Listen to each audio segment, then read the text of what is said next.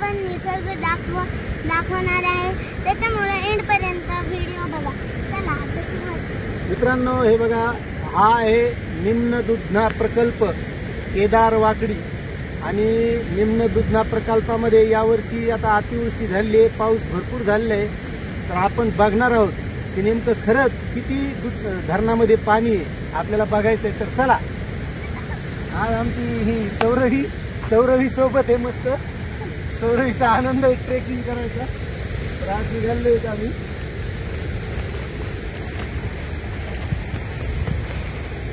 तुम्हाला चलता नाही आलं तर तुम्ही स्टॉप करू शकता, थोडं थांबू शकता कॅमेरामॅन। कॅमेरामॅन आमचे पडू नाही, कारण ट्रेकिंग करते वेळेस असं चढ आहे, चांगला उंच खूप धरण आहे आणि धरणातलं पाणी दाखवणार आहोत तुमचं किती पाणी येतं।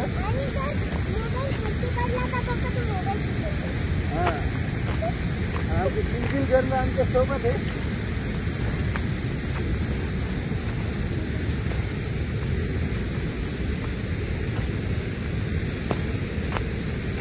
या धरणामध्ये जवळपास 22 गावं हे उठलेले आहेत, म्हणजे पुनर्वसन झालेले 22 गावांचं।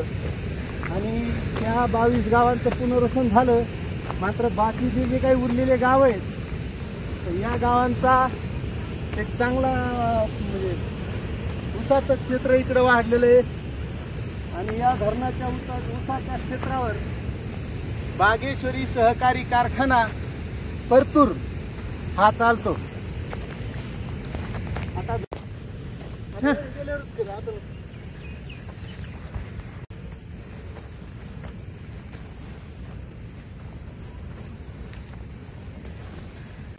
आम्ही ट्रॅकिंग करून मध्ये आलेलो आहेत आणि पाण्याचा निसर्ग खूप जास्त आहे, तुम्ही बघू शकता।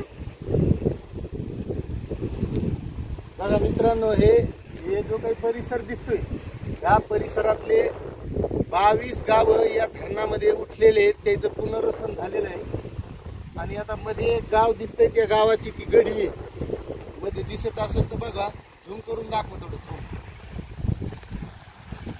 ती मधली गडी आहे एका गावाची, थोडी दिसते।